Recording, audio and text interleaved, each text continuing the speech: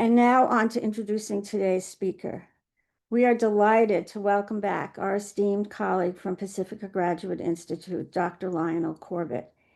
Many of you know that this lecture was canceled twice a year ago due to medical issues. So we're especially delighted to have a more healthy Dr. Corbett with us today, finally.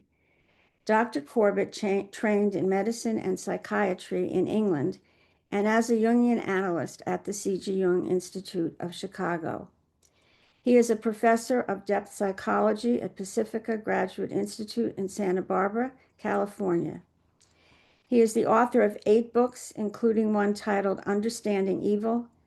His latest book is titled A Jungian and Psychoanalytic Approach to Biblical Myth and Religion.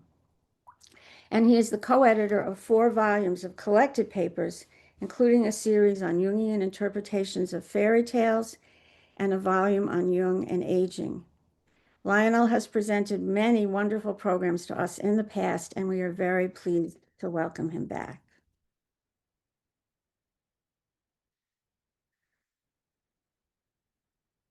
And Lionel, you can take it away. Okay, thank you, Judy. And hello, everyone. I'm going to talk about the problem of evil and try to show some of the complexities that we face, both defining evil and understanding how it comes about and what we might be able to do about it. And I don't need to stress the importance of this topic, given what's going on in the world at the moment. So I want to begin by saying that there's no single overarching theory about the nature of evil. It would be impossible to develop one because there are too many types of evil, too many forms and contexts in which evil occurs. There are also people who think that really evil is actually incomprehensible. It's ultimately not understandable. It's somehow beyond reason and explanation. So there are authors who say it's impossible to understand how someone can carry out an act like the murder of children in a cold-blooded sort of way. But most of us think that's a too defeatist an attitude, and we think that evil can at least be partially understood in terms of a combination of psychological and social factors. So the psychological factors would be, from Jung's point of view, negatively toned complexes that lead to evil behavior. And possibly Jung's notion of the dark side of the self, the dark side of the God image. And the social factors would be those such as the ones that allowed the rise of the Nazis in the 1930s, bitterness about the defeat of Germany in World War I and the Treaty of Versailles, endemic racism, a weak constitution, rampant inflation, the economic crises. Those kind of social factors interact with psychological factors, and they allow a kind of fertile soil in which any potential for evil in the individual psyche can emerge. Now, one of the difficulties we face as psychologists is that we might be able to understand the origins of evil behavior, but that isn't the same as understanding the nature of evil itself. As a discipline, psychology can really only comment on human behavior that we consider to be evil.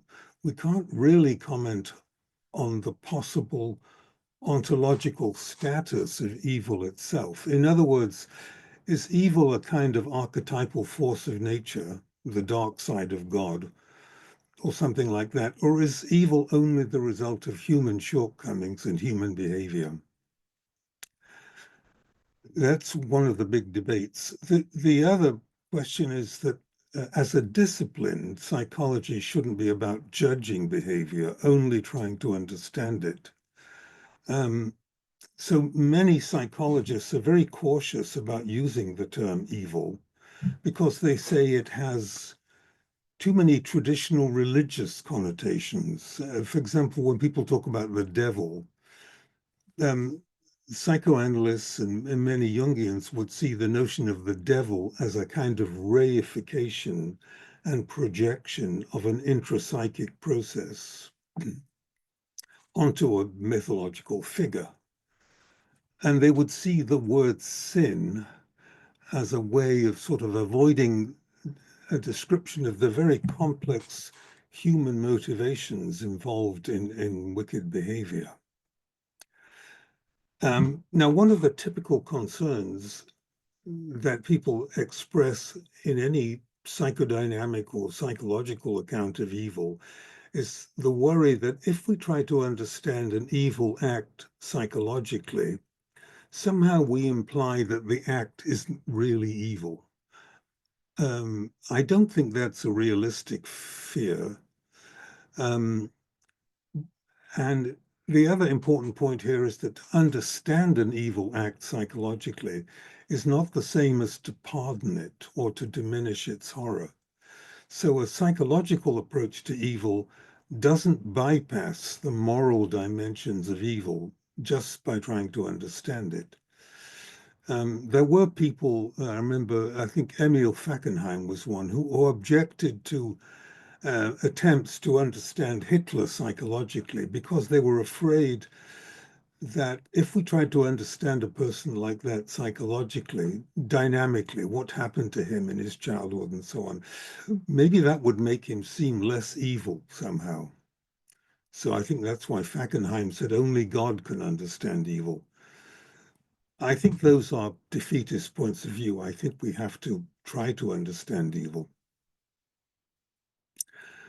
There are obvious conscious factors that account for evil, like envy, narcissism, the need to enhance oneself at the expense of others, the desire, greed, the desire to have more for oneself relative to others, the desire for power, hatred of those who have more than oneself, extremism, the violent hatred and rejection of whatever seems too different than oneself.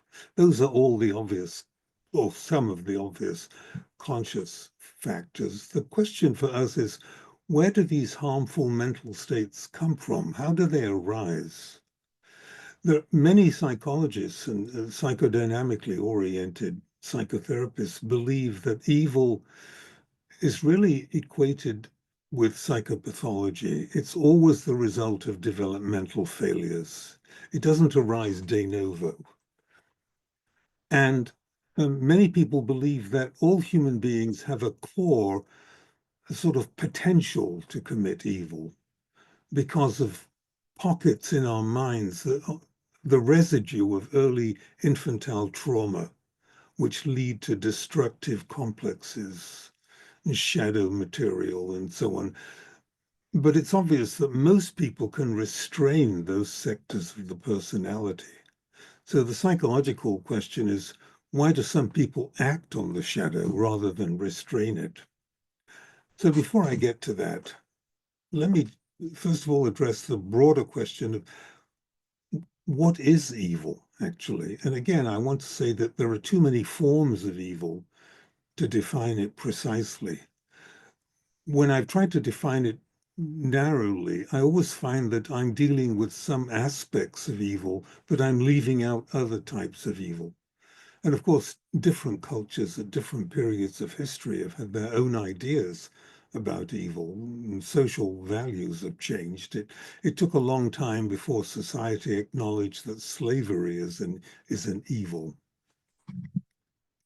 So we can have common sense definitions of evil, whatever produces human sorrow, whatever produces needless harm on people, whatever is unnecessarily destructive, whatever curtails growth and human potential, and so on. Whatever causes suffering to others when it's motivated by hatred and revenge or the misuse of power, and so on. The misuse of power is particularly important, meaning here the control or influence of other people to their detriment. Or we can think of evil as anything that's somehow opposed to life. Many people describe evil in terms of aggression and violence, especially deliberate, unnecessary violence against innocent people. But we can't entirely equate evil with aggression or violence because there are evil actions that are more complicated or more subtle than violence. That's only one form of evil. Well, we could say that evil is the exploitation or oppression of other people, or that it's evil to use another person purely for one's own benefit, to kill or cause suffering for pleasure, and so on. But violence alone is not an adequate criterion. Psychological cruelty might not affect the body, but can still be extremely damaging. Now, one of the big issues here is what we call evil relative, only a matter of human judgment that different societies have? Or are there absolute standards of what evil is? Does evil have intrinsic properties? Does it have an essence? Or is evil really just behavior that we regard as horrifying? Or is there really an archetypal or transpersonal level of evil, as we see in mythologies of the devil? And then again, if there is an archetypal level of evil, like the dark side of the self, does evil perhaps have a teleological purpose? So one question is whether evil behavior is always the result of psychopathology. Um, for example, slavish obedience to authority often leads to evil, as we saw in the Holocaust. Or is there a level of evil that defies explanation? If evil has a supernatural origin, like the devil or the dark side of God, I don't think it could be fully understood by human beings, and we couldn't deal with it without divine help. But if evil is only a matter of social or psychological pathology, we may not need the word evil. We can just describe bad behavior as cruel or sadistic or whatever it is. We don't need then to imply that evil has some kind of independent ontological reality. And so some writers think that we shouldn't use the word evil, it's too demonizing. We should use adjectives like cruel or hateful or sadistic. But other people point out that if we don't use the word evil, we might minimize the gravity of the phenomenon we're trying to understand. And we need a word that expresses the horror that we feel when we see evil. Now, this raises the difference between evil and behavior that's just wrong. Are they on a spectrum? Are evil and just wrong on some kind of spectrum? Is there a spectrum between evil and just being selfish or thoughtless? How do we distinguish true evil from ordinary human failings? I think we need a word that conveys a special quality, because acts that we describe as evil have a particular quality. Their nature seems appalling. When we see a truly evil action, we feel a kind of revulsion, a kind of disgust, really a visceral revulsion. Evil acts feel more than just very wrong when they have that horrific quality. So when we call a person evil, we are actually condemning the person in a special way. We're not just saying that the person is immoral or bad or something like that. Now, for me, this raises the question of whether evil is just a quality of the person, as it were, of the soul of the person almost, or is evil only about behavior? In other words, is the person evil, is nature evil, or is evil just what a person does? Because if we say a person is evil, we are condemning what he is, not simply what he does. Can an evil act be carried out by somebody who doesn't have an evil character? Possibly. And conversely, one might have an evil character, but not be in a situation that allows one to do evil. Imagine a character like Hitler, who would have been an evil character even if he hadn't been able to do what he did politically. So that implies that a person could be evil in his nature, but not have the opportunity to carry out an evil act. I'm trying to get clear about the nature of evil. And I think this is important, for example, because politicians sometimes use the word evil too readily. You remember phrases like Reagan's evil empire and Bush's axis of evil. The evil empire was a phrase that Reagan used in a speech delivered to the National Association of Evangelicals in 1983, when he used the term evil empire to refer to the Soviet Union. Bush's axis of evil was used in his State of the Union address in 2002. And he used it to refer to governments he thought that were fostering terrorism. But I suggest that these are examples of the word being used in a rather simplistic manner. To call other people evil is to imply that we're entitled to attack them. It requires a splitting defense in a way. We become all good, and they become entirely demonic. So this is a splitting and a projective defense. All the evil that we might have is projected onto the other. The difficulty is that once we start calling people we don't like evil, we stop trying to understand them. We ignore the nuances of the relationship between us and them, and we oversimplify the situation. So what is it that, if it's true that a person can be evil, what is it that makes a person truly evil? There are people who say that an evil act is a wrong act which is pleasurable for the perpetrator. That's the criterion, that the perpetrator enjoys causing suffering to another person. That criterion doesn't work very well. It's entirely possible to do evil without enjoying doing so. There are psychopathic people who just cause intentional harm, but don't feel anything. Other people are just a nuisance. So we can distinguish between moral monsters and what have been called moral idiots. Moral monsters are truly evil characters. They will do an act because it's wrong. Some of them do take pleasure in the wrongness of the action, and they show no appropriate guilt or shame or regret. Fortunately, these moral monsters are fairly rare. Most evil actions are carried out by people that have been called moral idiots. A moral idiot is just somebody who pursues their own selfish interests and desires at the expense of others without really choosing evil for its own sake. They're just thoughtless. Now, we could define evil as the intentional infliction of pain and suffering on another person that causes harm.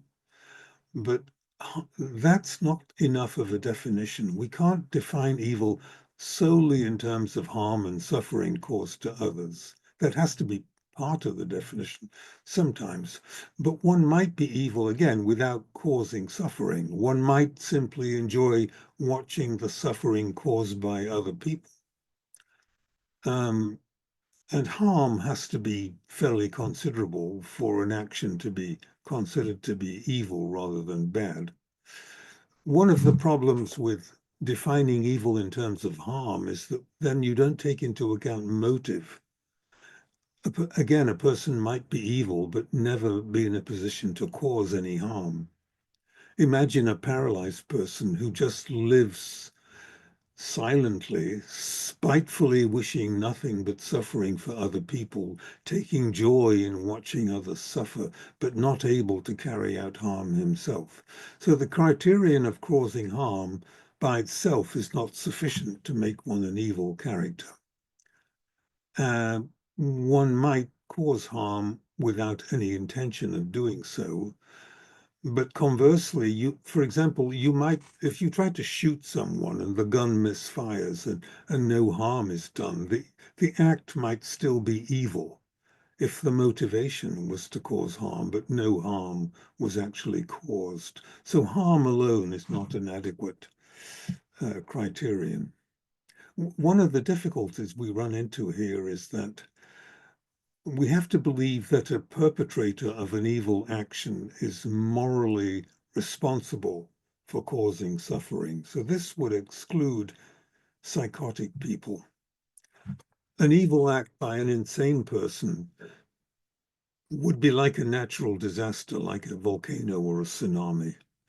It wouldn't be evil in the ordinary moral sense because the psychotic person is not morally responsible.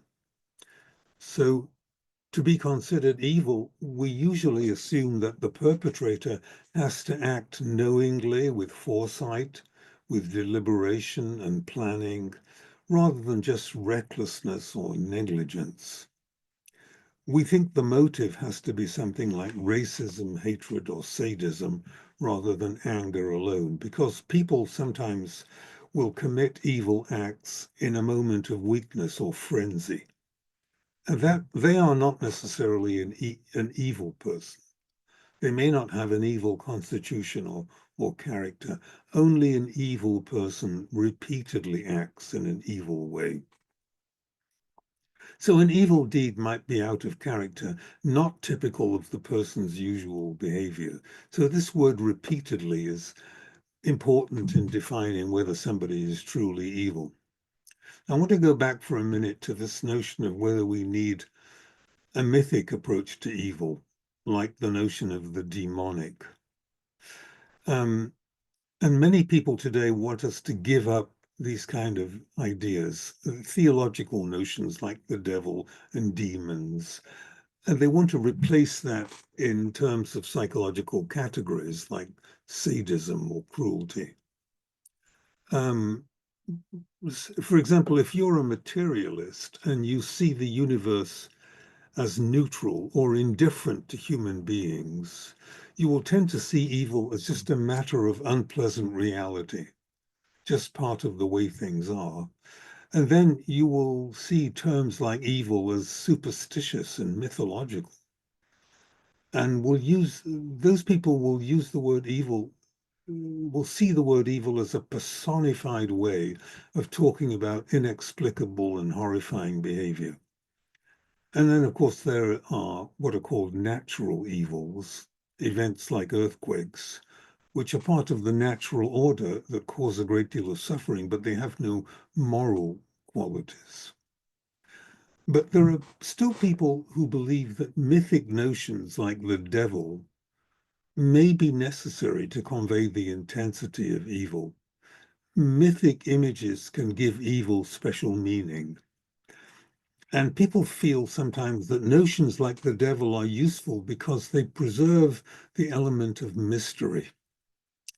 So one mythic example that comes to mind is the story of the Gorgon, the Medusa, whose face turned people to stone. You remember that Athena, the goddess of wisdom, gave Perseus a shield so that he could approach Medusa as a reflected image rather than directly. This is a mythologium that suggests that sometimes we can't face evil directly. We need some kind of filter or reflection to be able to deal with it. So some people say that these kind of mythic images take us beyond what can be expressed using rational thought. And we need these mythological metaphors. But people with a secular worldview insist on getting rid of notions of the devil or, some kind of hidden spiritual force. they want to understand evil purely in terms of psychology and social science. They see it as a disorder. And they even see the word evil as an obsolete hangover from simplistic religious thinking. So, for example, they would say we could replace the concept of evil with the notion that certain people lack empathy. They have brain changes beyond their control. So they have no capacity for empathy for other people.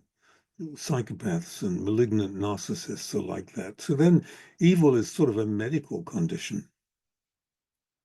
We know that narcissistic defenses prevent empathy. Psychopaths have no empathy. But sometimes people with ordinary levels of empathy have to suppress empathy because to imagine and feel what someone else is going through may be too difficult. It may waken our own suffering and the suffering of people close to us. But the lack of empathy notion is not the whole story. I should mention the fact that there are sadists who use their empathy, who do have empathy. They use their empathy to enjoy the suffering of their victim. In this context of ordinary people, defenses are very important. Splitting and dissociation, or what's sometimes called psychic numbing, make ordinary people more able to commit evil by reducing our empathic awareness of what we're doing to others. We just split off the effects of our behavior. Sometimes excessive self-absorption and self-deception make us less open to the suffering of other people and the evil that causes it. So indifference to evil is a big problem. Now, there are people who want to use the criteria of intention and motivation as criteria for deciding if an action is evil. Some people insist that intention is the major criterion when deciding whether an act was evil.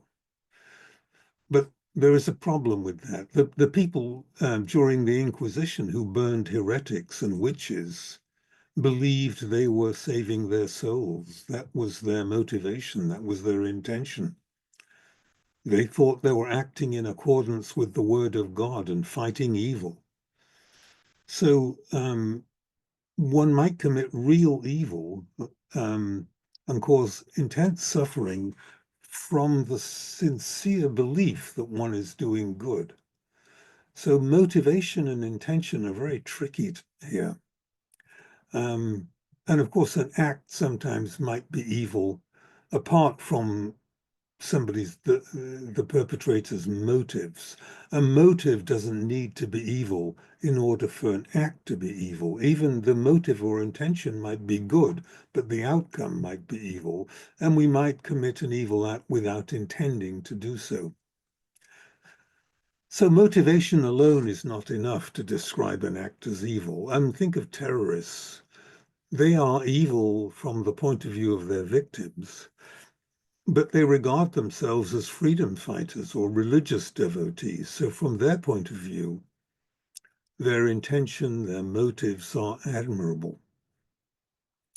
So some people would like to remove the focus from the motivation of the perpetrators, which might be good in their mind, to the suffering of the victim. So then evil is any behavior that deprives others of the basic needs to make a life tolerable and decent. Now, what are some of the psychological and psychoanalytic approaches to this issue? Again, I want to repeat that we might be able to understand the origins of evil behavior, but we may not be able to understand the nature of evil itself.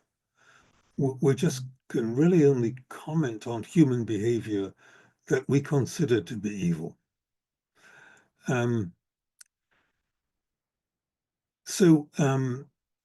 The typical concern, again, is about psychodynamic explanations of evil, is if we understand an action psychologically, are we implying that the action wasn't really evil? The person was driven to do it by unconscious forces that they had no control over, even no awareness of. I don't think this is a realistic fear because we can have a psychologically informed understanding of evil, which we need to avoid being superficial. We can insist that unconscious factors are playing a part in behavior without diminishing the horror of the action that results and without pardoning it. Understanding evil psychologically, of course, is not the same as pardoning it legally. So a psychodynamic approach doesn't bypass the moral dimensions of evil. I don't think that's a legitimate concern. Um, so here are some of the attempted explanations. Freud explains evil in terms of some of sexual and aggressive drives. For him, early trauma in childhood leads to evil behavior. And so he thinks we will never be able to eradicate evil. He thinks that humanity's deepest essence consists of these primitive impulses, including impulses that are selfish and cruel. In fact, he thought that goodness is actually largely based on defenses against destructiveness. You remember that he saw aggression as a derivative of the death instinct, something in us that wants to reduce life to a state of non-being or inertia. So for him, aggression is an innate psychological force that's always seeking release. For most psychoanalysts nowadays, aggression is often the result of frustration or deprivation. It's not some kind of innate psychological force. It's released by frustration and deprivation. But Freud thought that unless we can inhibit cruel behavior, it'll always manifest itself and reveal human beings as savage. Now, I think most of us don't believe in a death instinct nowadays, but the value of Freud's idea was that it moved the field away from metaphysical notions like the devil towards an attempt at psychological explanation.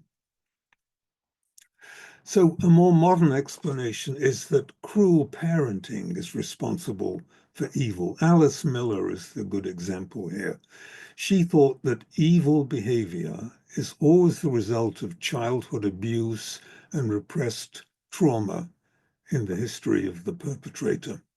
And she thinks that evil people were originally innocent victims of their childhood.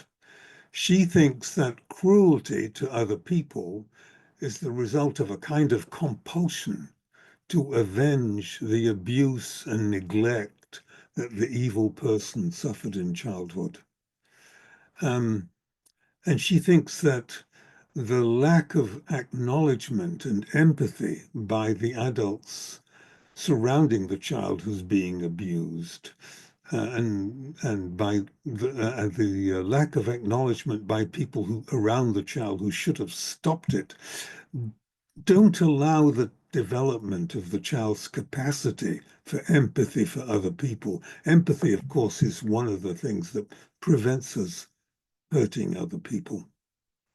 So she thinks that people who've been severely traumatized in childhood can only sort of evacuate their feelings, their anger and rage and so on, by making other people feel the pain that the perpetrator was subjected to in childhood. He's trying to make other people feel what he was subjected to in childhood.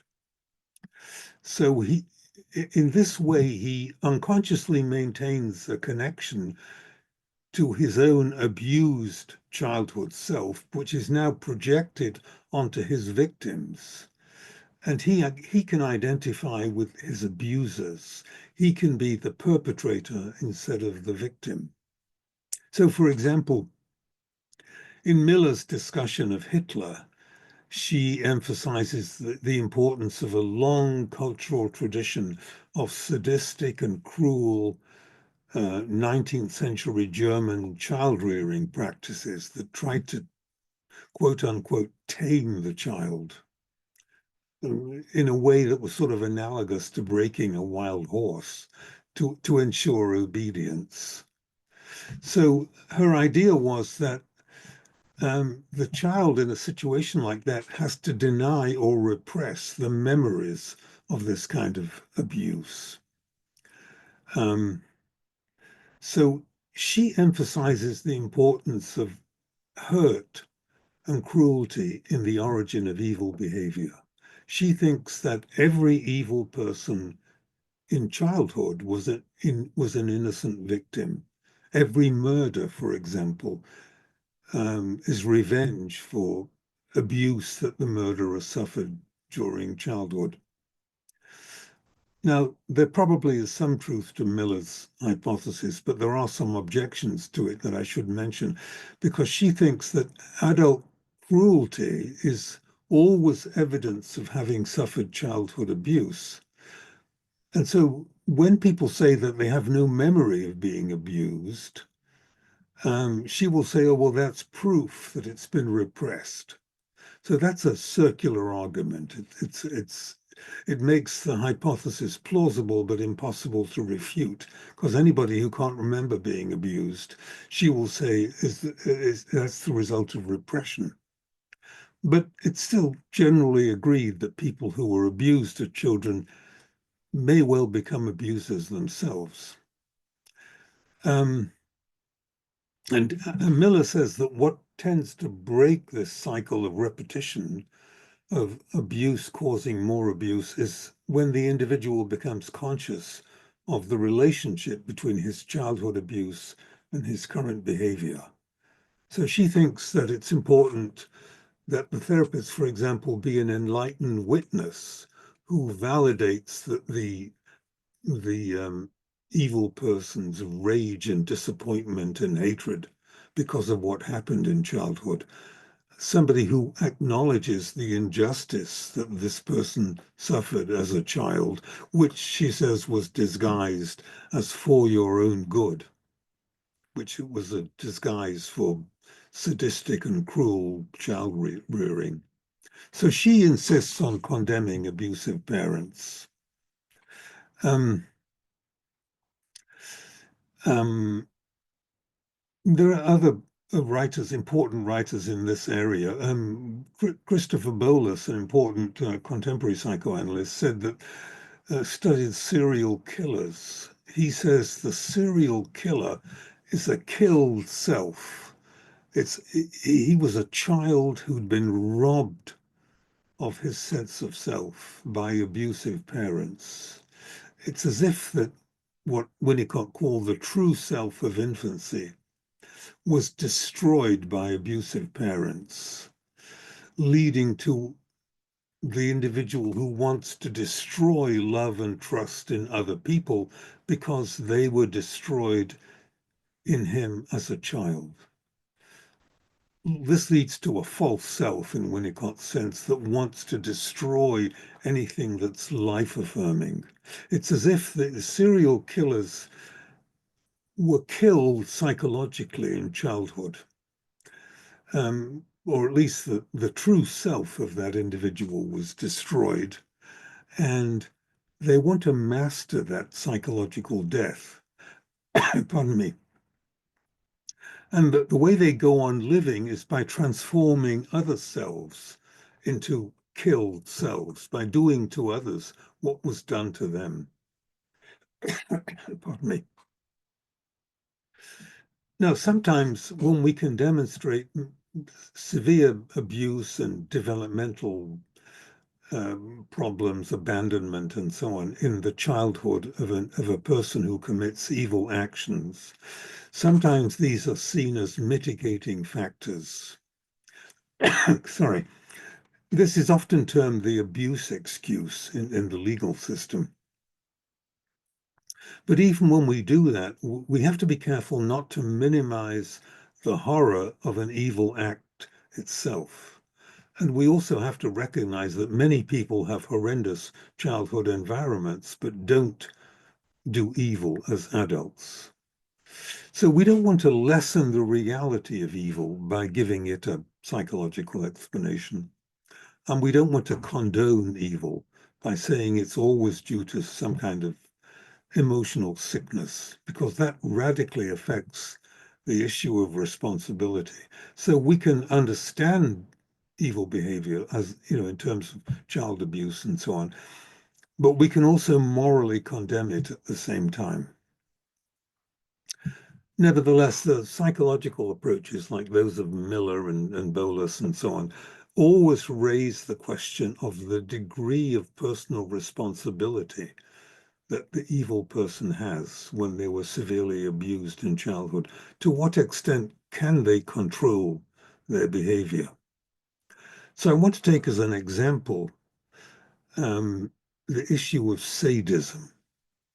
An important form of evil is sadism, which means taking pleasure in hurting other people, which is a way of affirming one's own power at the expense of other people. Now, why do these individuals enjoy inflicting pain? Well, typically, the ones that have been studied psychodynamically, they all have a childhood history of being humiliated and shamed. And they were all made to feel impotent and vulnerable as children. So they end up with a character structure that's characterized by contempt and hostility towards other people. They have no capacity for empathy except for the few that do have empathic ability, and again, they use their empathic ability to enjoy their victim's pain. So the sadist will degrade his victim to make himself feel superior and powerful. So one explanation for this is that sadism is the result of the fear of being preyed upon, leading to the need to find a helpless victim in order to feel safe. By looking at the pain on his victim's face, the sadist is able to unconsciously connect with his own abused childhood self, what Rothstein called visitation rights.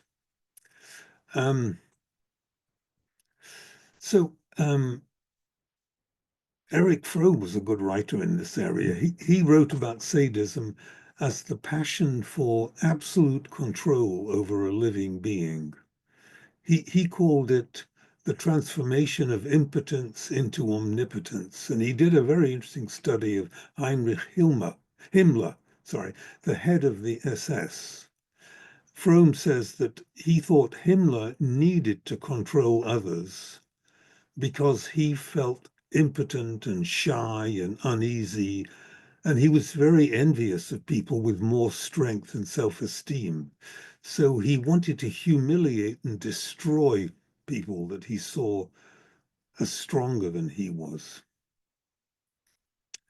Now, I've said again that people who are abused as children tend to abuse their own children. We now know that hostile, punitive parenting, harsh discipline, physical punishment and abuse lead to a cycle of violence and aggression. A high percentage of violent adult criminals were abused as children. A violent childhood environment, parental violence in childhood, tend to make the child see the world as a hostile place in which violence is essential.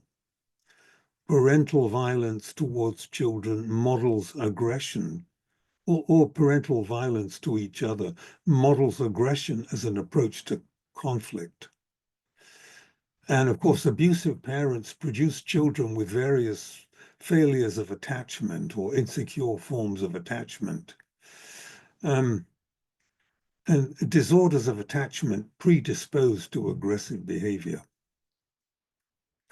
So the pattern is that the hated abusive parent is internalized. It's somehow living on inside the person, from Jung's point of view, as a complex. The individual identifies with the badness of the parent that he's internalized. He sort of becomes one with the internal bad object, or with the negative complex, if you like. So what happens is the individual who was abused reverses his childhood experience as an adult by becoming a perpetrator of cruelty. He turns passive into active.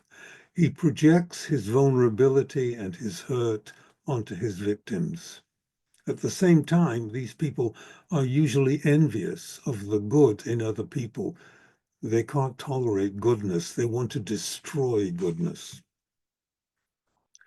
They dislike or devalue traditional ideas of goodness. And that allows them to defend against any acknowledgement of the painful absence of anything good in themselves. Being hated in childhood leads to self-hatred and leads to indifference to others as a form of self-protection. Being treated with contempt leads to contempt for oneself. And this leads to contempt for others or for the world at large. And sometimes having been seriously shamed in childhood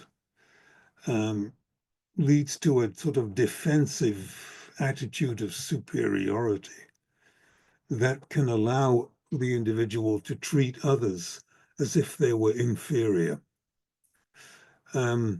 Shame is a very important component of evil behavior. Very often, shame prevents bad behavior, but overwhelming shame combined with self-hatred can be a marker for violence. Many violent, evil people were severely abused and shamed in childhood.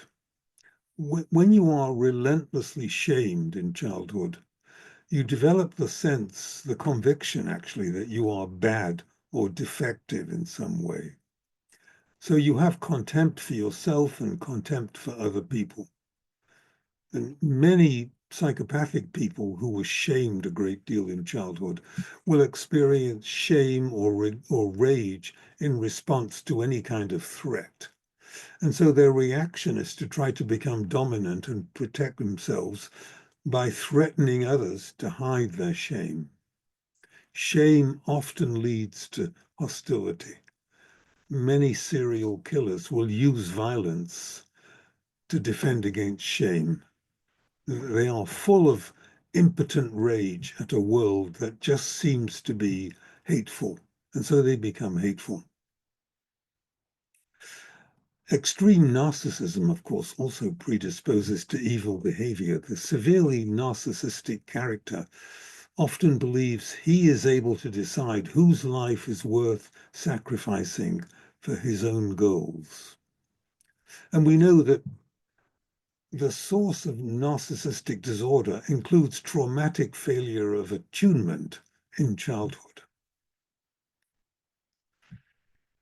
So extreme neglect, humiliation, cruelty in childhood leads to self-hatred, and that leads to hatred of others and indifference to other people.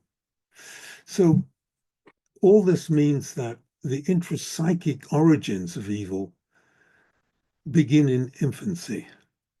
They are always the result of developmental failures, tragic deficits in the structure of the personality, a sense of something missing, a brokenness. Early abuse leads to rage and despair, and that leads to destructiveness. Now, I want to say something here about malignant narcissism, which was a term coined by Erich Fromm in the 60s. And he thought that a malignant narcissism represented the quintessence of evil.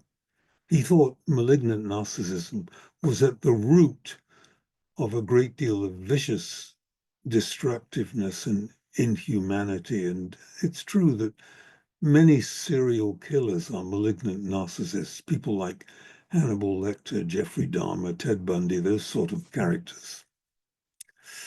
So these severely malignant narcissists are all grandiose. They all need admiration. They don't have empathy for other people. They can't feel what other people are feeling. They're arrogant. They exaggerate their achievements and abilities. They want to be recognized as superior.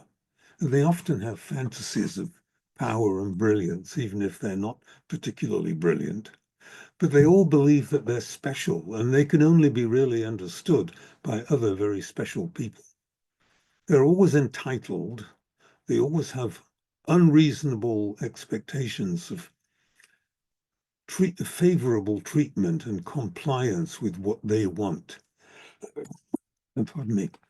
They always exploit others in relationships, and they're usually riddled with envy.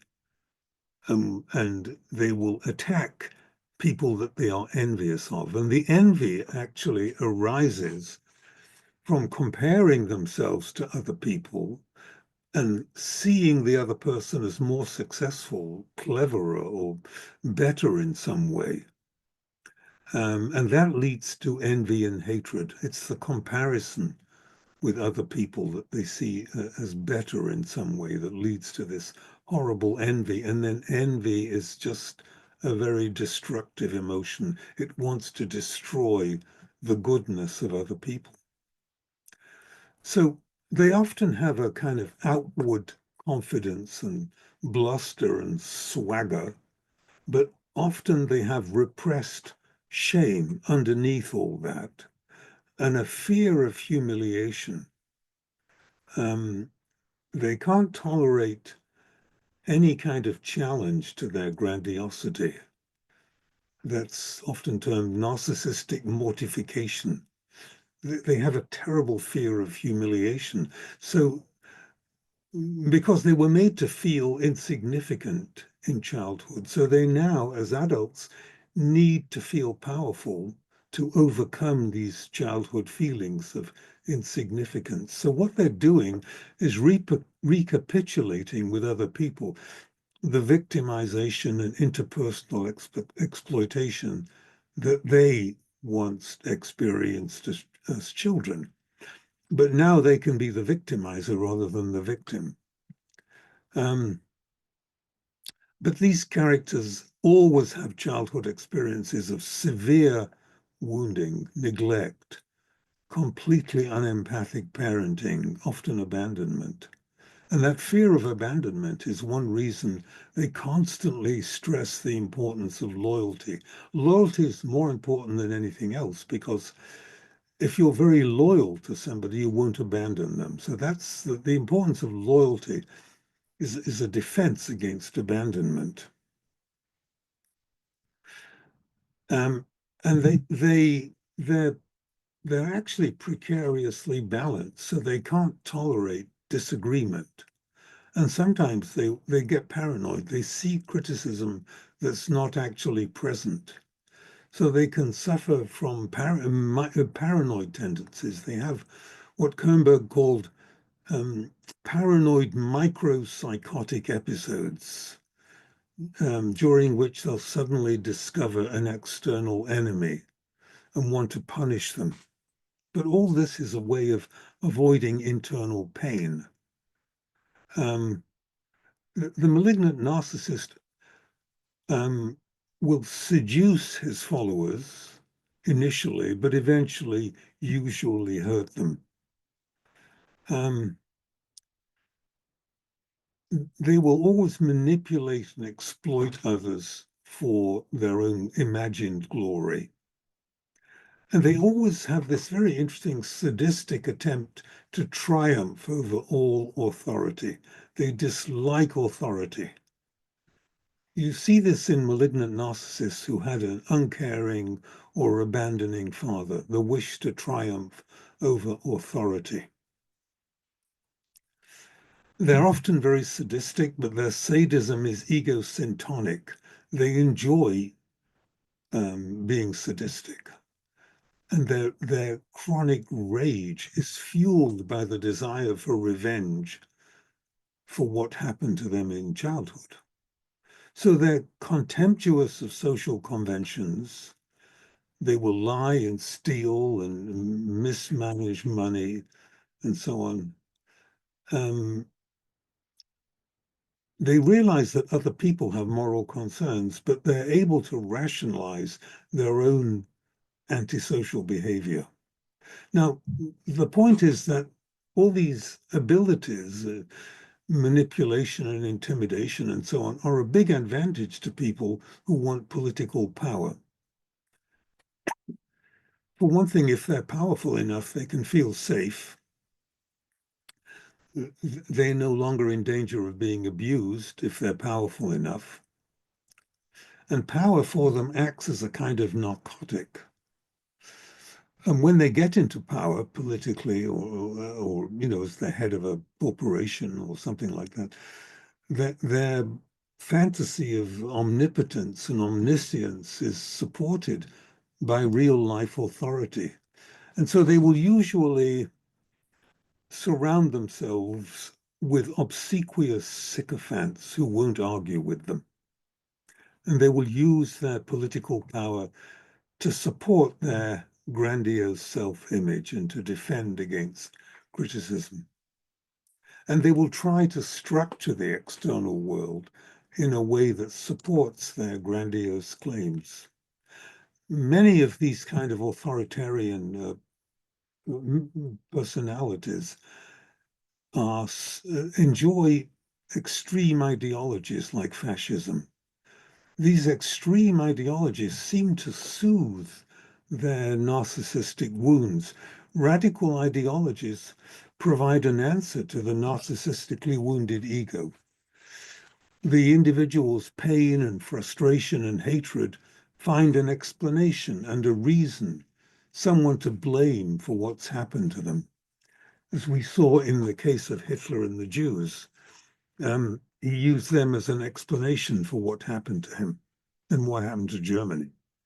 So an extreme ideology helps the wounded ego to find an enemy. Extreme ideologies fill the individual's internal emptiness and give some sense of meaning and purpose. You remember Anders Breivik, that man in Norway, who killed 77 people. He had a very far-right ideology that opposed feminism and Islam and any kind of multiculturalism. Malignant narcissists are attracted to this kind of ideology. It allows them to express themselves. And of course, ideology was central to the genocide in Nazi Germany, in Armenia, and so on. So this kind of ideology fits with the person's character structure. Sadistic personalities are attracted to inhuman political ideology. And an evil ideology can be used to stabilize a fragile sense of self. Now, these individuals always encourage personality cults. And there's a range of people who get pulled into the orbit of the malignant narcissist that I think might be worth talking about. Initially, when they get to power, they will sometimes attract normal people to them, especially normal people who think that these characters can articulate their concerns and sort of make the world more as they would like it to be. But these relatively normal people don't stay because they get disillusioned very quickly. They see the leader's real nature, his self-serving behavior. And so they leave. They can't tolerate what they're seeing. And then, of course, they get vilified for leaving. There are less healthy people who will stay with the leader, even though they see his nature, because he allows them to share in his grandiosity. And they may even have a sort of sense of mission with the leader, but they have to support the leader's agenda or they're purged as well. There are also followers who will just stay with the leader because they're dependent, and the dependent ones can remain for a long time. They see the leader as a sort of idealized figure, someone who gives them a sense of direction, someone who tells them what's important, values. And so someone who can soothe their anxiety, give them a sense of direction in life. There are true believers. There are people who stay with these malignant narcissists because the leader is expressing their own criminality, their own sadism, So they identify with him. They see him as their voice in the world. So many of the followers, like the leader, become authoritarian personalities. Authoritarian personalities prefer clear lines of authority, strict social norms, social uniformity. They don't like diversity. They are intolerant of people who are different. They don't like racial, ethnic, or religious minority. They don't like people who deviate from traditional social norms like LGBT people. And they gravitate towards political figures who embody this kind of intolerance, and who embody the willingness to attack minorities. So I keep stressing the grandiosity of the dangerous, aggressive, malignant narcissist, and the grandiosity is very important. Pardon me. Hitler was extremely grandiose. The historians have written that he saw himself as the incarnation of historical change, a kind of messiah who would lead the world into a new millennium. But the psychoanalysts who've looked at him suggest that he had a really very enfeebled, poorly formed personality, and that his grandiosity was compensatory, that his grandiosity was compensating for a profound sense of inadequacy.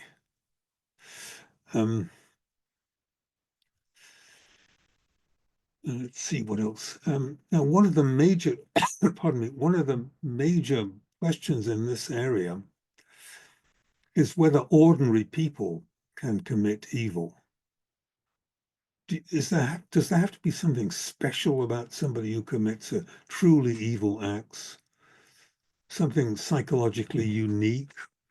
Or are they perhaps ordinary people in extraordinary situations?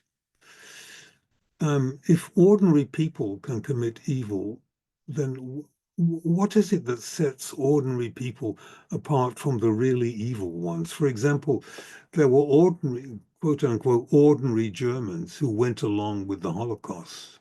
Were they really ordinary, or were they just people who were lacking in self-awareness or lacking in empathy? Or were they people who were fundamentally prone to violence, and the Nazi regime allowed them to be in a situation where their own evil was released? It's possible that evil is an intrapsychic potential that can be released by situational factors. Sometimes social situations will allow a breakdown of normal internal restraints against committing evil actions. This is important because, for example, with regard to the Holocaust, it may be that particular social and historical conditions in Germany enabled the Holocaust, but the question is whether that kind of thing could happen in other contemporary societies. For example, there were ordinary middle-aged men from Hamburg who were members of a reserve police battalion who became savage murderers of the Jewish population of Poland. But the studies of those people showed that only a small number of those men accepted an offer to be relieved of the duty of carrying out these mass executions. So these apparently ordinary men willingly committed massacres out of obedience to authority and peer pressure. Only a small percentage of these Einsatzgruppen, the mobile SS killing units in Poland and Russia, were real Nazis. Many of them were apparently ordinary people. So that may be why, according to eyewitness accounts, killing innocent people took a very severe emotional toll on some of them. Many of them stayed drunk or had to drink large amounts of alcohol to enable them to function. So the question is, were these really ordinary men, or were they members of a barbaric culture that allowed their innate evil to express itself? Um, Most observers of the SS found that only a few of them were really psychopaths. And the newsreels of the time, if you look at newsreels of people in the Nazi era, it doesn't look like the people were acting under duress. Nevertheless, many Germans cooperated with the Nazis by denouncing their Jewish neighbors, even when they were not coerced into doing so. So how were millions of ordinary people in Germany transformed into either evildoers themselves or somehow complicit with evil? Was it due to a sort of evil core of the personality waiting its opportunity that the social situation allowed? Did people have to silence their struggle with their conscience? Most people have a sort of natural psychological aversion to committing atrocities and killing other people. So to commit these kind of atrocities that went on during the Holocaust, um, many people had to blame the authorities or just focus on a very small area of their own work. And many of them regarded it as a kind of heroic task. They were in conflict between their conscience, their behavior, and what they felt was necessary for the sake of their cause. So what were the social factors that allowed this kind of behavior to emerge? Um, to commit genocide, large numbers of a population have to be at least tacitly complicit, and certain social situations allow evil to be perpetrated. This is what's called the situationist view of evil. It says that people are socialized into committing evil. This typically begins when a particular social group feels hardship, humiliation, threat, insecurity, and then they become hostile to whoever seems to be responsible, and then tribalism takes over. Tribalism is the human tendency to differentiate between us and them. People who belong to my group and those outside the other group.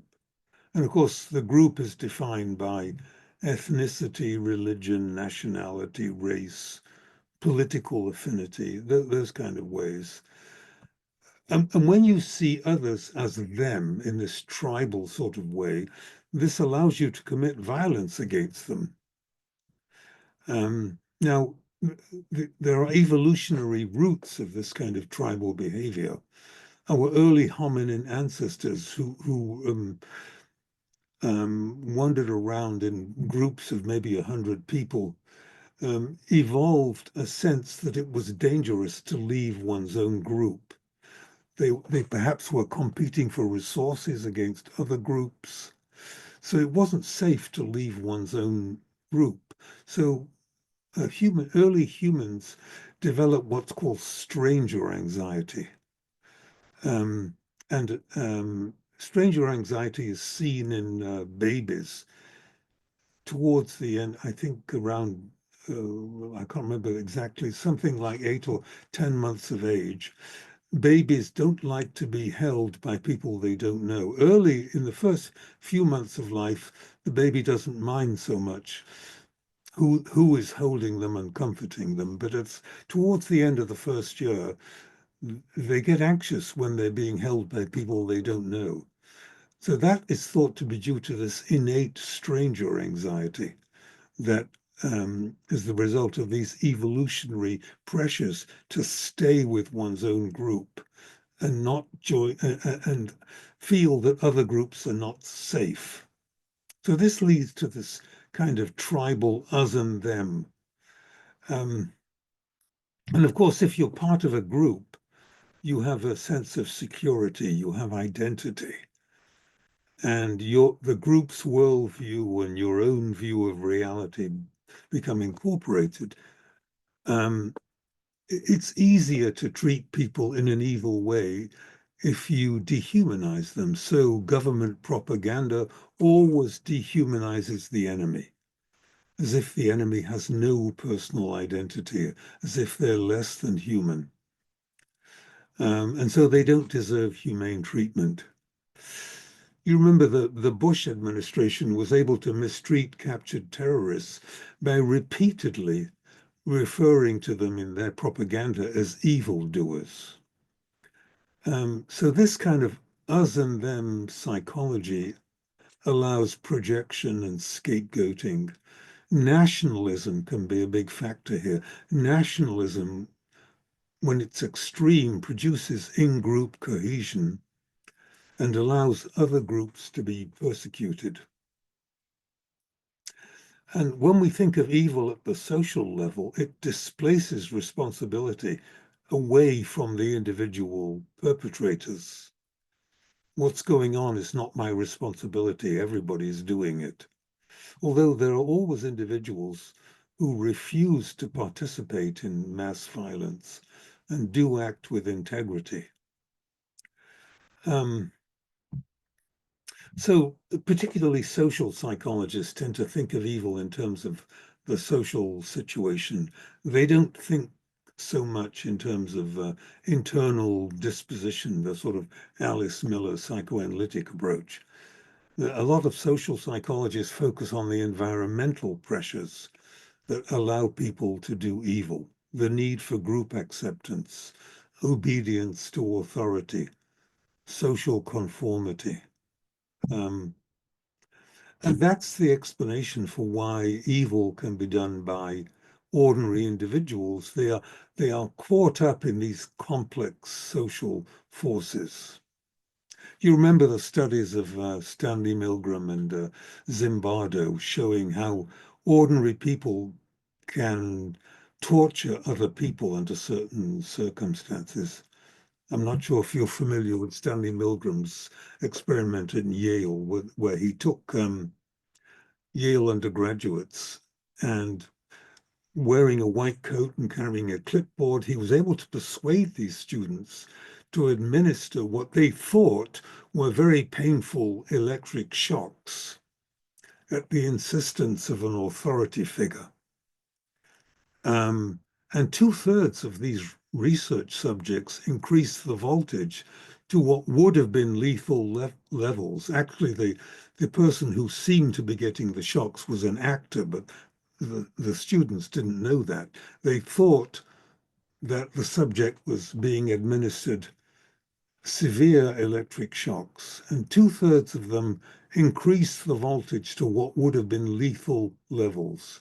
And this was supposed to indicate the power of obedience to authority. This was an attempt to explain one of the dynamics of the Holocaust. You see, they were trying to explain the behavior of concentration camp guards who were ordered to behave in an evil way towards others by an apparently legitimate authority. So Milgram decided as a result of his experiments that human nature cannot be counted on to resist the pressure of brutal and inhumane authority. A substantial number of people will do what they're told to do, irrespective of their conscience, if they think the order comes from a legitimate authority. Another possible explanation is that his experiment shows that people do evil because they want to. They're put in a situation in which they are absolved of responsibility for their sadism, or they went into a kind of dissociative state. Their normal conscience wasn't operating. It's not clear which explanation is correct. Now, I want to mention the role of psychological defenses, excuse me, in the production of evil, because many of the people who committed atrocities in the Holocaust and in the Rwanda genocide and so on had ordinary families and led otherwise ordinary lives. How is this possible? Were these somehow intrinsically evil people, or were they capable of some kind of massive defensive operation? So they weren't feeling what they were doing. They weren't conscious of what they were doing. Many of them used splitting defenses, numbing, blunting of feelings, what Lifton called doubling, which was an unconscious mechanism whereby a person like a Nazi doctor developed what Lifton called an Auschwitz self. He could go into into Auschwitz and do terrible things to people according to the values of the camp, and then he could go home to his ordinary family and behave as if he was just an ordinary family man. This wasn't just true of the doctors. The head of the Auschwitz death camp, Rudolf Höss, was also said to have maintained a normal family life at the same time as he was perpetrating atrocities in his daily work. This is seen over and over again. The Bosnian soldiers committed terrible atrocities, murders, sexual assault, and then they went home to their ordinary lives. So this phenomenon of doubling is like the self or the personality dividing into two functioning wholes. So you have a kind of a part self, which is autonomous and behaves in a way that's quite different than the ordinary self. And that's why the Nazi doctors could behave in these terribly evil ways without falling apart psychologically. It's as if one part of the personality disavowed the other part. So the sort of what you might call the original self repudiated what the Auschwitz self was doing in sort of massive splitting defense or disavowal defense. It's as if the conscience became disconnected from his ordinary self and attached to the ideals of the Nazis. Lifton actually called this a transfer of conscience. And he thought this avoids guilt. Peck, in his book on evil, he thought this was a form of radical self-deception and a sort of an avoidance of self-examination. We have maybe this would be a good time to stop for discussion. Okay. So please use the raise hand function. I'm actually going to put, oh no, sorry. Well, I will in a minute put instructions in the chat for finding the raise hand function for those of you who might have trouble finding it. And I want to remind people that we're not using chat for questions or comments. So if you want to make a question or comment, you must use the raise hand function, and then I will send you an unmute request for you, allowing you to unmute yourself. And I will announce your name, and I will call on people in the order in which they raise their hands. And first we have Mandana Chambers. Thank you, Judy. Thank you so much, Lionel, for the amazing and thorough description of what evil looks like historically and contemporarily. I really, really enjoyed your talk. And at the same time, I'm thinking of a story I heard about Carl Jung. One day, they say he was standing in a train station in Küsnacht, and a psychiatrist runs up to him and says, Dr. Jung, I have this 23-year-old male patient who's got the most horrible mother complex. I don't know how to treat him. And Jung pauses and says, I don't care that he has a mother complex. Everybody has a mother complex. What I'm concerned about is, what does the complex want from him? So based on that, that really touched me when I first heard it. And if we take the idea that evil, according to Jung, in answer to Joe, is manifestation of the shadow aspect of the self, Mm-hmm. And when he talked about World War II in Germany, he specifically talked about the Wotan as an archetype that took possession of the German psyche. And then von Franz said, if the average German had been conscious of their shadow, Nazi Germany would not have happened. So what is up for me right now with all the evil doing that we see is, what does this evil want from me? And how can I, through my own life and work, try to protect myself from being possessed by this archetype?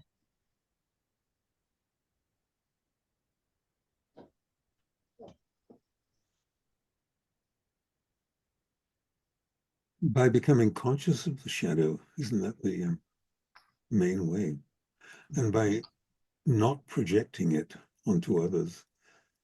You know, Eric Neumann, in his book, Depth Psychology and a New Ethic, he says sometimes you have to come to a gentleman's agreement with the shadow. You have to allow it to live without acting it out, without projecting it.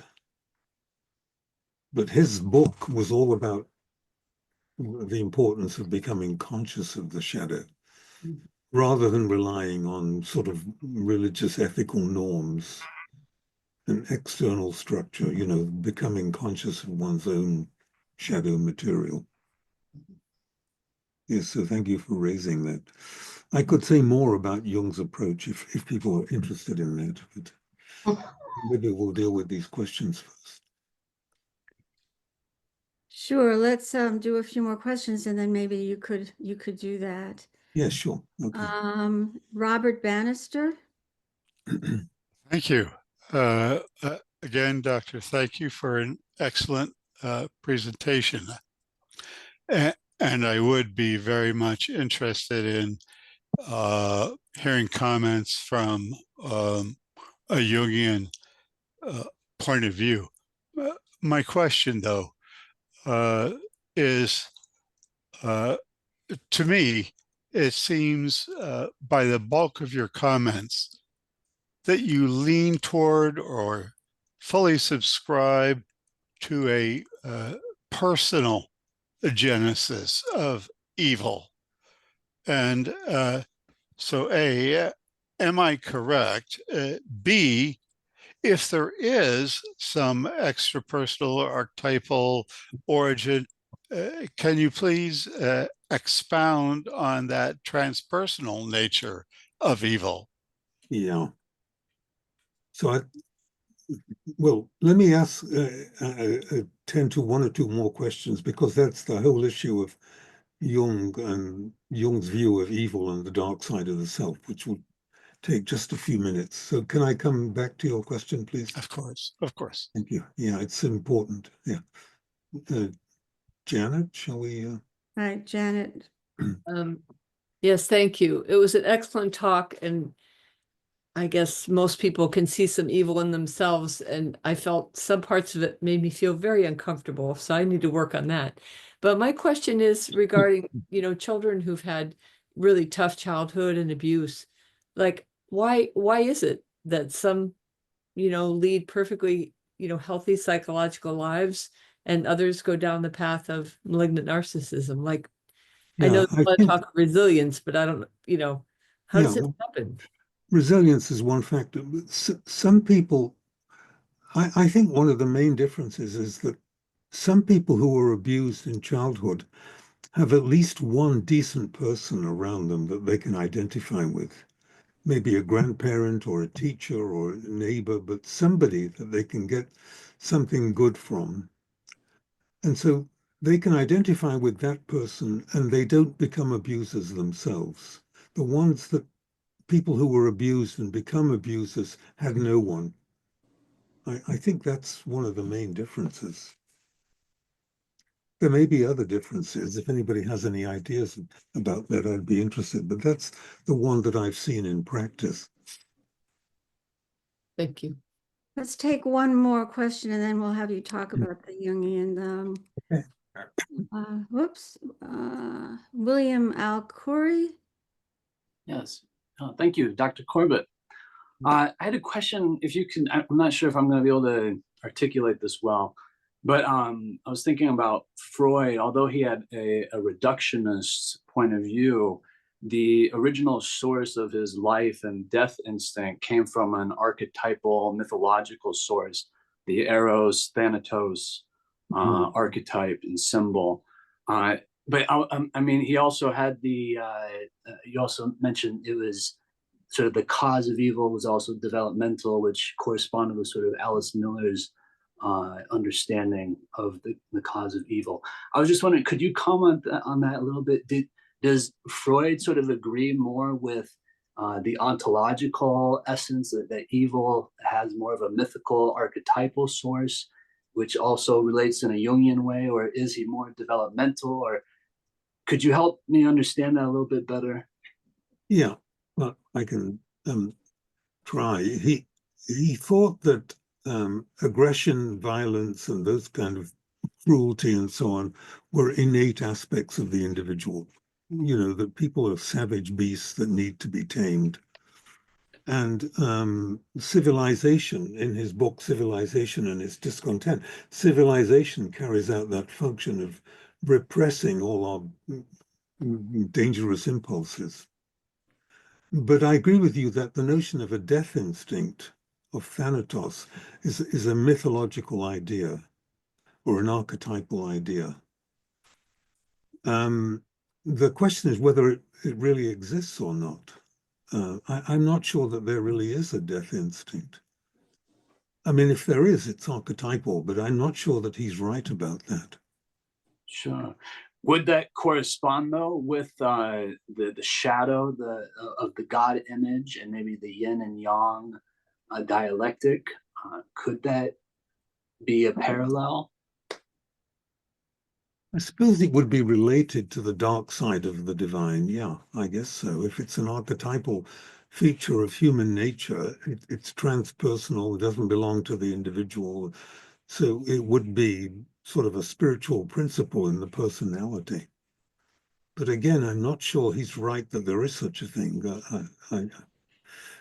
I really don't know if there is, you know. Thank you. I'm not sure about that. Well, so Judy, do you want me to talk a bit about Jung, or do you want to... Yeah, let's do that, and then leave a little bit of time after that to come back. I'll pick up on Jung's criticism of the Christian idea of evil as what was called privatio boni, or the privation of good. The notion that evil is the absence of good and only has relative existence, whereas good is something positive, an idea that is found in Plato, but developed by St. Augustine. Now, Jung became very opposed to this idea. He pointed out that if evil is not substantial, then good cannot be substantial either. And if good is substantial, then evil has to be substantial. Good and evil imply each other. You couldn't have one without the other. They are part of the tension of opposites in the psyche. And he thinks that Augustine's attempt to deny the substantial reality of evil is apotropaic. It's a way to ward off evil. He also thinks this doctrine of privatio boni is morally dangerous. It trivializes evil. He thinks that Christianity, by focusing on this notion of evil as the privation of good, minimizes the importance of evil by exclusively blaming humanity for evil, rather than acknowledging that the divine has a dark side. You remember that in answer to Job, he thinks that Job experienced the dark side of divinity.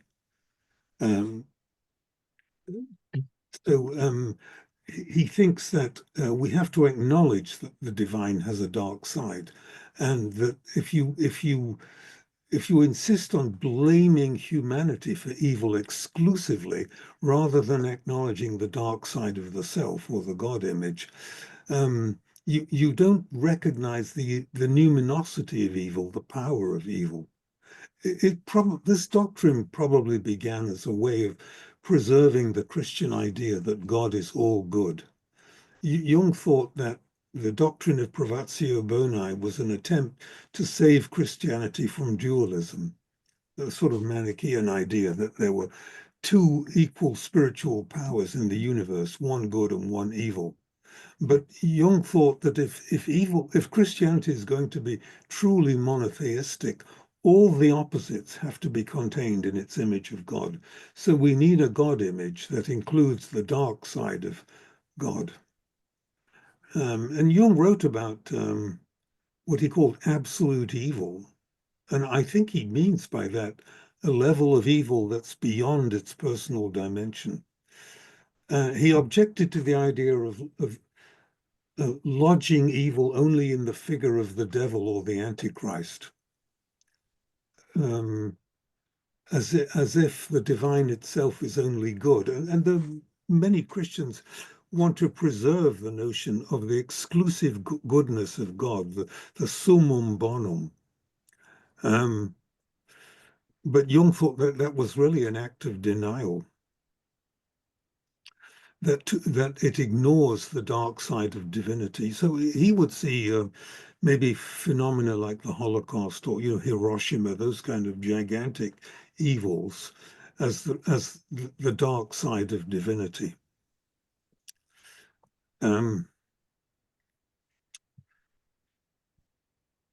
What more? I don't know how much more he wants the self, the God image, to contain all the opposites, masculine and feminine, good and evil, because the self is the totality of the psyche. And he thought that the biblical Job experienced divine savagery and ruthlessness, and that Job's experience was a sort of mythic paradigm for the human experience of the dark side of divinity. So he didn't like the Christian notion that Christ is only good. You remember, I think it's the first letter of Peter, I can't remember, somewhere in the New Testament it says, he is only light and in him there is no darkness. So then Christ is all good, evil is split off, projected onto the Antichrist or Satan. But we experience destruction and chaos and suffering and negative synchronicities. It's evil. From our point of view, is more than just an absence. It's something positive. And if there is a dark side to the self, if there is archetypal evil, I don't think it can be treated in the ordinary therapeutic sense of dealing with the shadow. I think the most we can do is cope with it.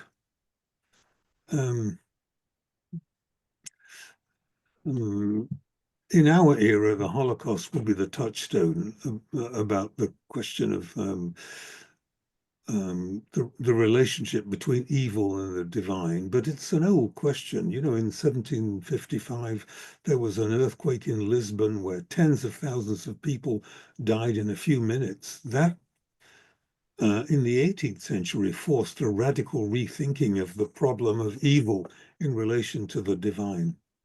We have the Holocaust in our era. So in other words, we have to approach the problem of evil psychologically in terms of shadow material and so on, but also spiritually. The self is not only the principle, I'm talking about the bigger self, the divine self, is not only the principle of order in the psyche, it can produce intense chaos and suffering that is beyond human understanding. And how do we handle that? Well, suddenly we're plunged into intense suffering. We have to accept uncertainty. We have to persevere in patience. We can't control what's happening. We can't explain what's happening. The ego has to sacrifice. We have to go through a period of radical acceptance. We have to decide to live in spite of the fact that we feel like a divine victim, the archetype of the divine victim, meaning our suffering at the hands of divinity as we try to relate to its dark side, when we're plunged into severe illness and that kind of thing. Radical acceptance is, for me, the best way of dealing with this. I see it, I mean, I've been going through this myself with a rather severe illness in the last year and so. So I see it as a period of liminality. You know, the archetype of liminality is a threshold experience during which one is being initiated into a new level of consciousness. One is taken out of one's old life, the way things were, plunged into uncertainty. And if the process works, we will enter into a sort of new status with a new consciousness. Unless we die in the meantime. It's that middle period, the liminal period, the betwixt and between period of the liminal period, which is very important. That's where the main initiation occurs. It's really the subject of another day, actually. The point is, if the self has a dark side, then evil is more than purely human. It's a spiritual problem as well as an intrapsychic problem. Now, some people don't like the notion of the dark side of the self. They say it mythologizes evil and reduces our ability to understand it. How do we contend with a God image that includes evil? Does it somehow, the notion of the dark side of God, legitimize evil? What aspects of scripture, of the Bible, or which commandments were given by the dark side of the self? It's a question that the notion of the dark side of the self leaves open the question of God's total righteousness, which is so central to the monotheistic traditions. And so they resist Jung's notion of the dark side of the self. At least mostly in the Christian tradition, they want to insist on the exclusive goodness of God. In the Hebrew Bible, there are many instances of the dark side of divinity. And in fact, Isaiah has God say, I create evil. Amos says, does evil befall a city, lest the Lord will it? And Lamentations, of course, full of the dark side of God. And so in the Hebrew Bible, it's well known. But in the New Testament, they want to try to maintain the notion of an all good God image, which doesn't really work when you think about the avenging angels in the book of Revelation, you know, casting the non-believers into pits of fire and all that kind of thing. I think I'm rattling on a little bit too much, sorry. No, it's all very interesting. Actually, I mean, I've shared with you, I'm actually in a support group for caretakers of people with a serious illness and run by a psychologist. And she actually spent a whole session with us talking about radical acceptance. So that was interesting to hear you make reference to that. And I think seeing it as a liminal period is quite useful. Yeah. Yeah. Yes, very much. I'm going to have Robert Bannister go first since he was the one that led us to Jung, this Jungian section, and then we'll go to Mitra. So go ahead, Robert. So again, Dr. Corbett, thank you. And I pray favorable winds on your liminal archetypal journey. So a number of times you've mentioned the Holocaust as our more recent experience of evil, and I was hoping that you might sort of narrate the Holocaust, which includes the role of the transpersonal and what role it played, because I can appreciate sort of the personal element of evil, but what how did the transpersonal put gasoline on the fire, so to speak? Well, can you explain a phenomenon like the Holocaust or any kind of huge disaster like that? Can you explain that solely in terms of human evil? As it were, does it have to happen with God's permission? Do you know what I mean? It's Well, I some of no, I don't think it has to happen with God's permission. That would presuppose some sort of anthropomorphic, God is good kind of idea. But we can look at any number of cult-like groups of, groupthink, where everybody follows the leader, and the cult that I forget what they were called, that they all committed suicide because they were going to the mothership and so on. Yeah. So I can sort of imagine in the Holocaust how, I don't know, personal evil or the childhood influences may have sort of self-selected some of those people to be followers of Hitler. And I understand perhaps how Hitler could have been the subject of terrible abuse and so on, along with Germany as a country. But again, I'm hoping that you'll speak to the archetypal transpersonal role that was played and how that multiplied exponentially these personal evils. Well, you're asking me what role God played in it, and I can't answer that question. I didn't say what role God played. You want to know I tend to be agnostic. That is to say, I don't know, and certainly I do not subscribe to some personal God is good kind of God image. So what was your question? I thought you were asking me what was the transpersonal background. How did the transpersonal or the archetypal influences play a role in this horrific event? I'm just picking the Holocaust because you had mentioned it a couple times. What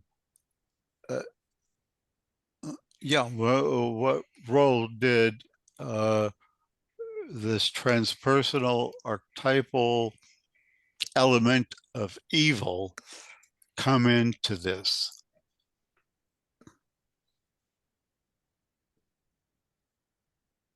Well, if there is a dark side of the self, then evil is a mixture of human and transpersonal factors.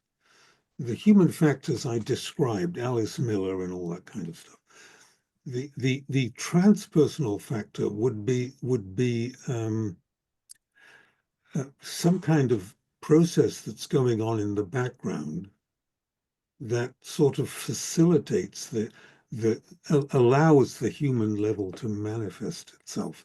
But I don't know what that is or was in the case of the Holocaust. Thank you. If you look at the book of Job, you remember I've tried many times.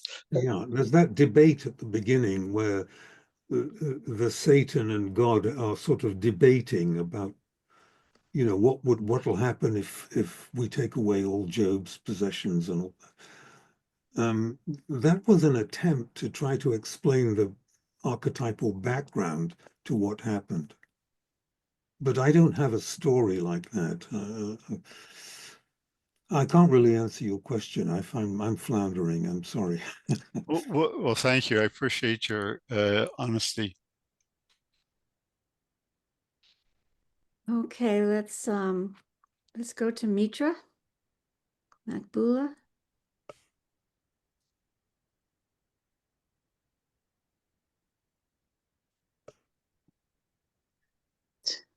Okay, thank you, Judy, and thank you so much, Dr. Corbett, for sharing your valuable insights. I have 3 questions, but I'm going to ask only one of them. If there is room at the end or time, then I'll ask the other ones. I have a client who was abused severely at the age of 6, between 6 and 11, actually, for several years, by a neighbor who was 18 years old. And this gentleman just inflicted tremendous pain on this young child. And then the curious thing about it was that he would cry and he would feel guilty, but then he would do it again. Do you have any concept of what could have been going on with this person? Yeah, he's probably acting out what happened to him as a child. That's probably, yeah, the case, you think.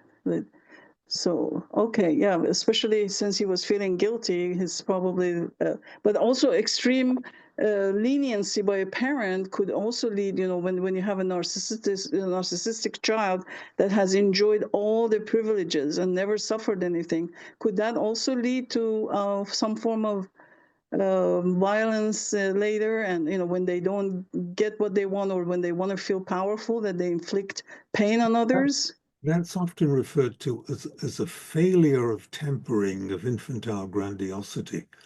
Well, one of the features of severely narcissistic people is that their grandiosity, which infantile grandiosity is normal in children, the sort of exhibitionism that children have, showing off, but normally that's tempered in the course of development.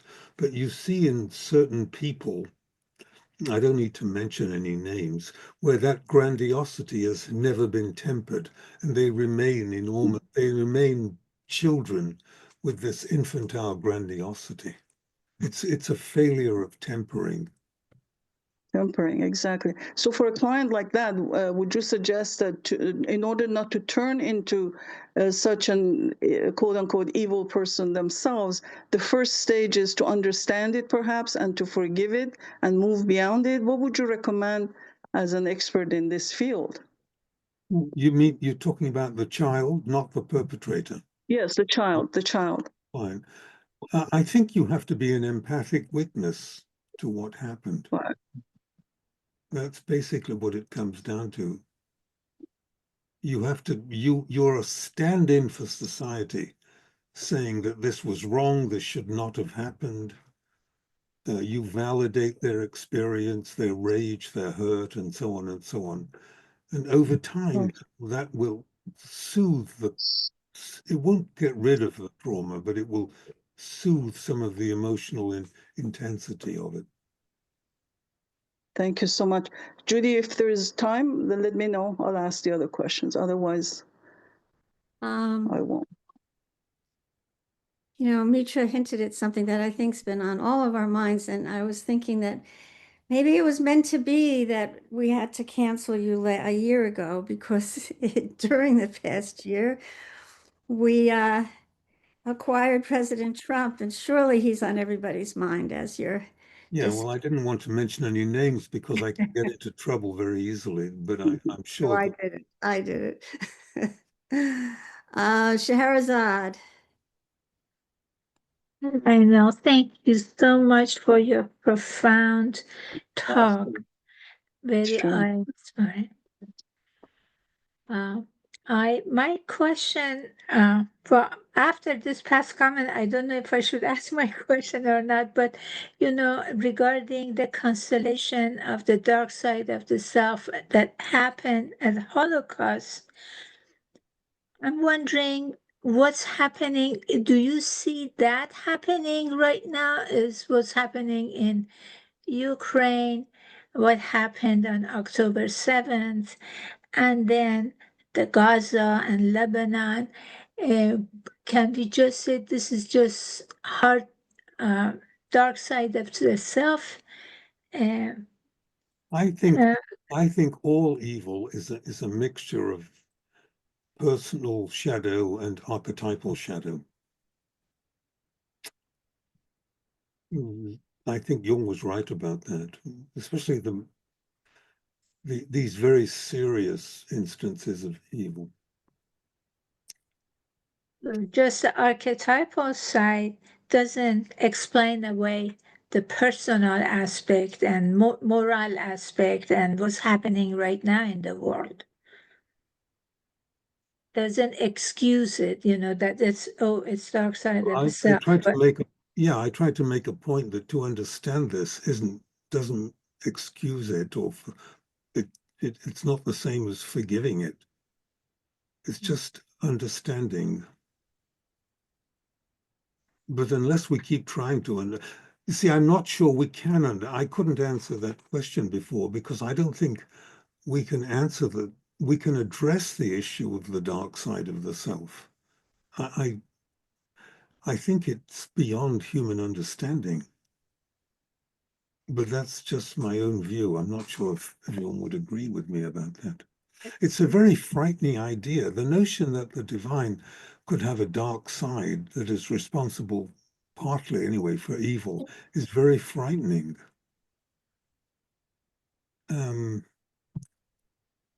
And people have dealt with this in different ways. You see, the process theologians have said, Whitehead and that group, God is not really in charge of everything that happens.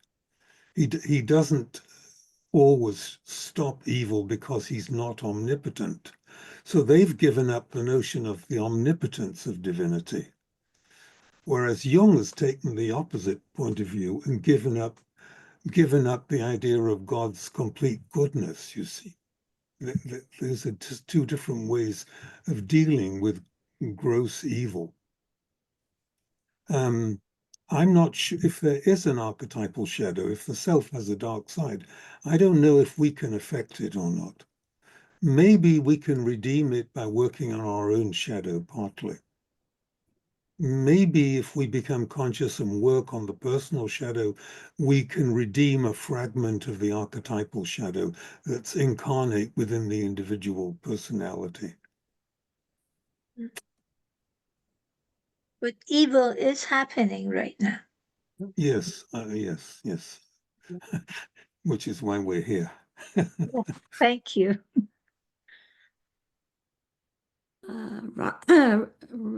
I didn't send you an unmute.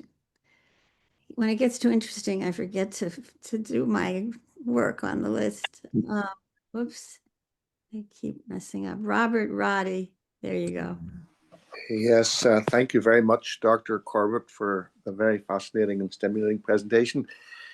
I was wondering how the act of sacrifice or the neglect and lack of preparation for the act of sacrifice, I think sacrifice implies, as it did with Abraham and Isaac, that God has a dark side, and that we must pay homage to that. And I think in our contemporary world, the notion of sacrifice has been forgotten. And I think perhaps we neglect it at our peril. So. Yeah, I agree. I think if you are practicing some kind of spiritual surrender or radical acceptance, sacrifice is invariably a part of that, because you have to let go of, your health or whatever's happened to you. So it's best if it's a conscious sacrifice, I think. Yeah, and I was thinking from a collective standpoint that as we collectively are prepared to give up less and less, we look for people, these leaders who promise everything.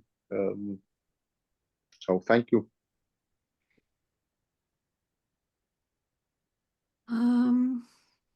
Lee, just Colleen. Okay, so thank you, Mr. Corbett. Or Dr. Corbett. I met you probably between 10 and 20 years ago down at San Diego friends of Jung at the Winston School, where they had it for a while.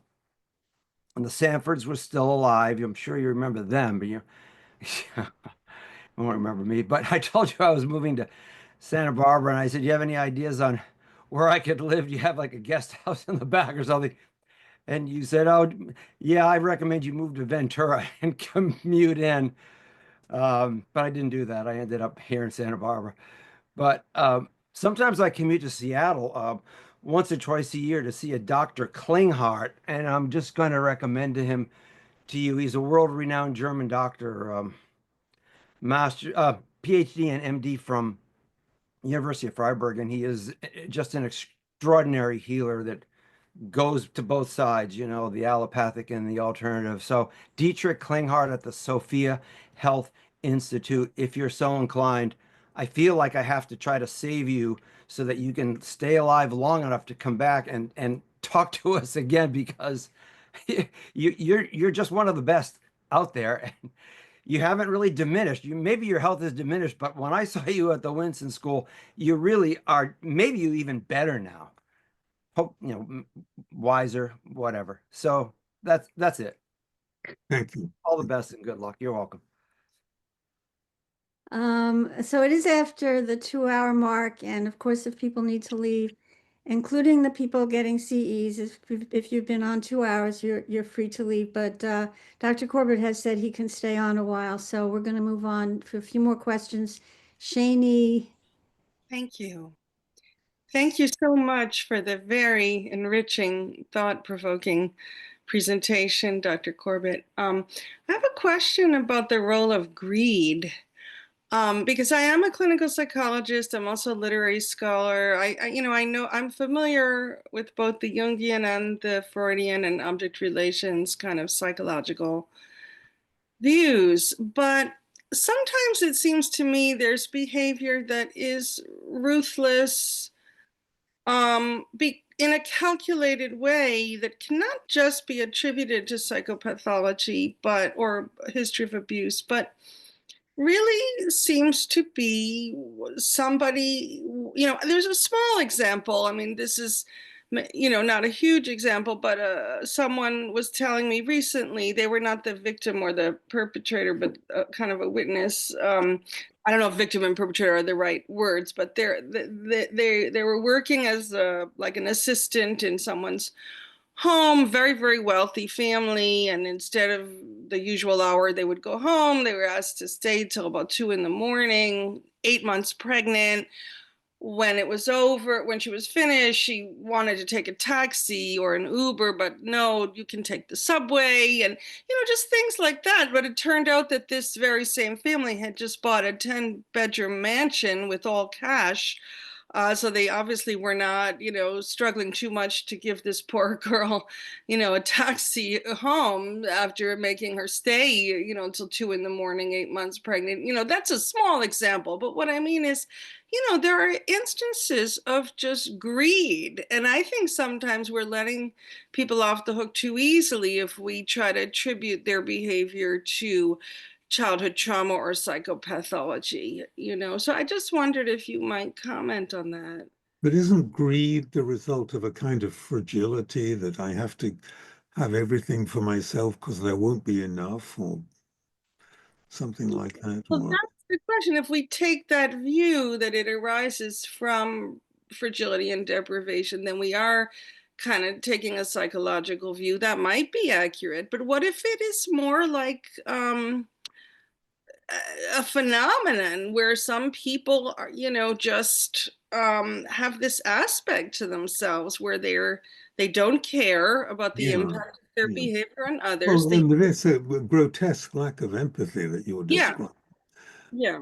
But I don't believe in original sin. I think that these kind of behaviors have roots. Mm-hmm. Mm-hmm. I see. Okay, thank you. But thank you.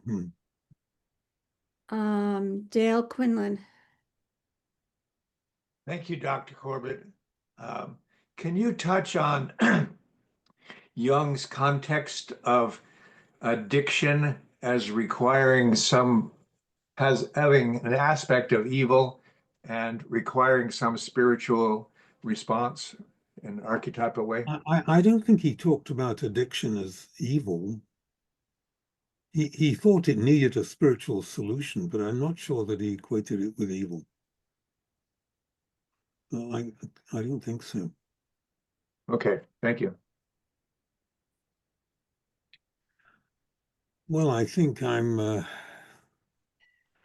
getting a little bit tired, so shall we stop if you don't Sure. mind? Sure.